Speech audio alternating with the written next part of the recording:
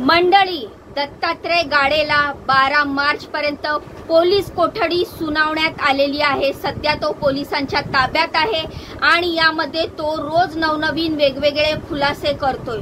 Police त्याचा आता कसून तपास घेत आहेत आणि त्यामध्ये आता दत्तात्रय गाडेची इथून मागची कुंडली पोलिसांनी तपासून समोर आणलेली आहे। दत्तात्रय गाडे हा तृतीय पंथीयांशी संबंध ठेवायचा असे पोलीस तपासातून समोर आलेला आहे।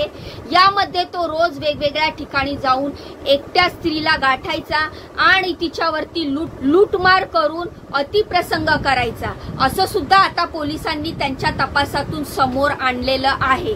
तर नेमकं काय समोर आलंय, पोलिसांच्या हाती काय लागलंय आणि इथून मागची त्याची 6 गुन्ह्यांची कुंडली नेमकी कशी आहे हेच आपण आजच्या व्हिडिओच्या माध्यमातून जाणून घेणार आहोत। तर मित्रांनो नमस्कार, मी रीमा माझ्या या YouTube चॅनलवर तुमचं खूप खूप मनापासून स्वागत करते। तर आज आपण दत्तात्रय गाडेची मागची सगळी कुंडली जाणून घेणार आहोत।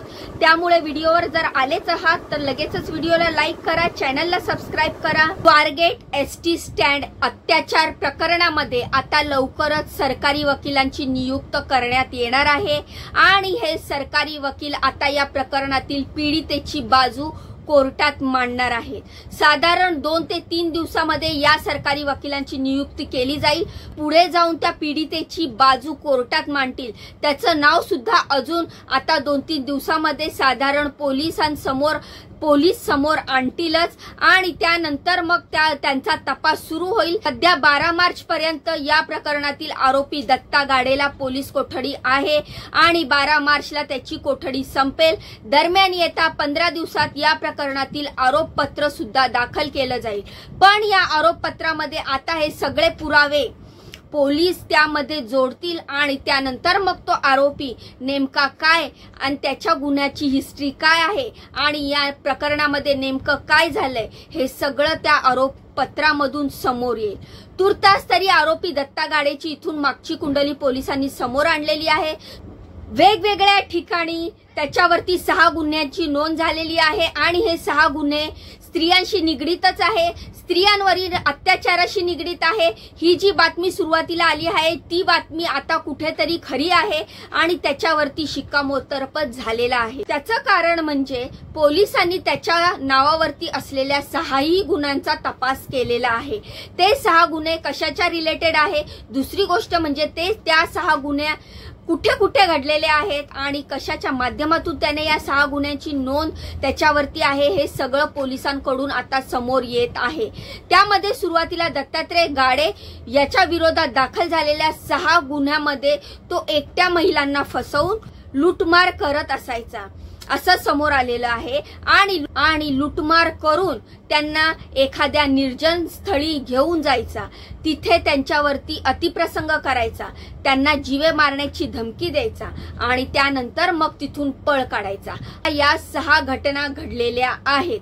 त्यामध्ये मग बसची वाट पाहणाऱ्या महिला असोत, कॅबमध्ये किंवा कारमध्ये बसवायचा, मी एक कार चालक आहे, कॅब चालक आहे असं म्हणून तो त्या महिलेंना गाठायचा, कारमध्ये बसवायचा आणि मग पुढे जाऊन अज्ञात स्थळी ती गाडी थांबवून ती अत्याचार करायचा, अतिप्रसंग करायचा। अशा प्रकारे हे 6 सुद्धा गुन्हे त्याने केलेले आहेत। आता यामध्ये 2019 ते 2020 या 2 वर्षामध्ये त्यांनी 6 गुन्हे केलेले आहेत आणि या 6 गुन्ह्यांची नोंद आता समोर आलेली आहे। 2019 मध्ये अहिल्यानगर मधील सुपा पोलीस ठाणे आणि कोतवाली पोलीस ठाण्यामध्ये त्याच्या विरोधात गुन्ह्याची नोंद आहे। त्यानंतर शिरूर पोलीस ठाण्यामध्ये सुद्धा गाड्यावरती प्रत्येकी एक गुन्ह्याची नोंद झालेली आहे आणि 2020 मध्ये शिरूर आणि शिक्रापूर पोलीस ठाण्यामध्ये त्याच्या विरोधात प्रत्येकी 2 गुन्ह्यांची नोंद झालेली आहे।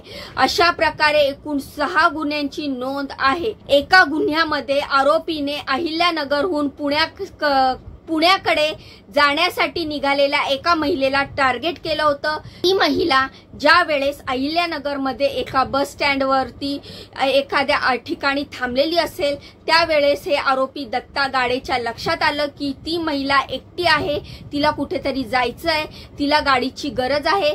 अशा वेळेस तो तिथे थांबून लक्ष देऊन त्या महिलेला हेरायचा। त्यावेळी तो त्या महिलेपाशी जायचा.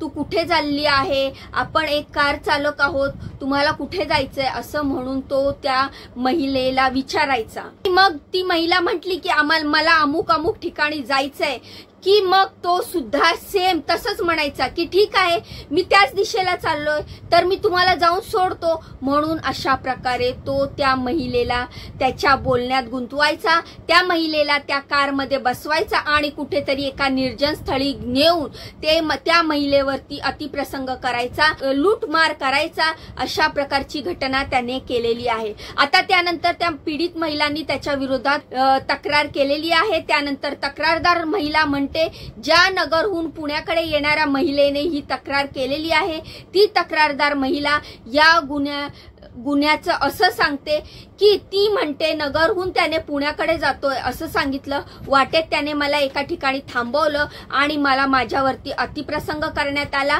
आणि मग त्याने मला जीवे मारून टाकू अशी धमकी सुद्धा देण्यात आली, जे त्या महिलेने सांगितलेलं आहे. याशिवाय दुसऱ्या एका घटनेमध्ये नीरा येथे जाण्यासाठी नावरा फाटा इथे थांबलेल्या एका महिलेला सुद्धा आरोपी दत्तात्रय गाडेने अशाच प्रकारे सांगितलं की मी त्याच ठिकाणी चाललोय, तुम्हाला अमुक अमुक या दिशेला सोडतो, तुम्ही येऊ शकता माझ्या बरोबर. त्या महिलेला चौफुले येथे सोडण्याचं आश्वासन दिलं की मी त्याच दिशेला चाललोय, मी तुम्हाला चौफुलेला सोडतो असं म्हणत त्या महिलेला गाडीत बसवलं आणि तो तिथे घेऊन गेला. पुढे काही अंतरावरती गेल्यावर दत्ता गाडेने 4 चाकीचं चाक पंक्चर झालं आहे असं सांगून ती गाडी एका ठिकाणी थांबवली आणि थांबल्यानंतर रस्त्यावर कुणीही येत नाहीये किंवा आजूबाजूला कुणीच नाहीये हे पाहून त्या पीडितेला धमकवण्यास सुरुवात केली आणि तिच्याकडे असलेले तिचे दागिने लुटले. याशिवाय त्याने एका भाजी विक्रेता महिलेच्या दुकानासमोर गाडी थांबवून तिच्याकडे सुद्धा शरीर सुखाची मागणी केल्याचं आता पोलीस तपासात निष्पन्न झालेलं आहे. त्यानंतर मात्र त्या भाजीवाल्या महिलेने संतापून त्याच्या गाडीवरती दगड मारला आणि त्यामुळे त्याने तिथून पळ काढला. थोडक्यातच या गोष्टीमुळे त्या भाजीवाली महिला सुद्धा वाचली असं म्हणायला हरकत नाहीये. आता या सगळ्या घटनावरून एक गोष्ट लक्षात येते की त्याच्यावरती आतापर्यंत सादर झालेले 6 गुन्हे, हे 6ही गुन्हे स्त्रियांशी निगडीत आहेत. कामध्ये घडलेली ही घटना सुद्धा अशीच आहे. या 6 घटनांमध्ये तो केवळ लुटमार करायचा आणि त्यांच्यावरती अतिप्रसंग करून तो तिथून पळ काढायचा. तर त्यावेळेस स्वारगेट बस स्थानकामध्ये ही घटना घडली. त्यावेळेस त्या महिलेने, त्या तरुणीने ही तक्रार केली आणि त्यानंतर मग आता त्याच्या इथून मागच्या सर्व गुन्ह्यांची हिस्ट्री समोर आलेली आहे आणि आता त्याचे पाय आणखीन खोलात गेलेले आहेत आणि आता पोलिसांच्या हाती तो लागलेला आहे. 12 मार्च पर्यंत त्याला कोठडी आहे.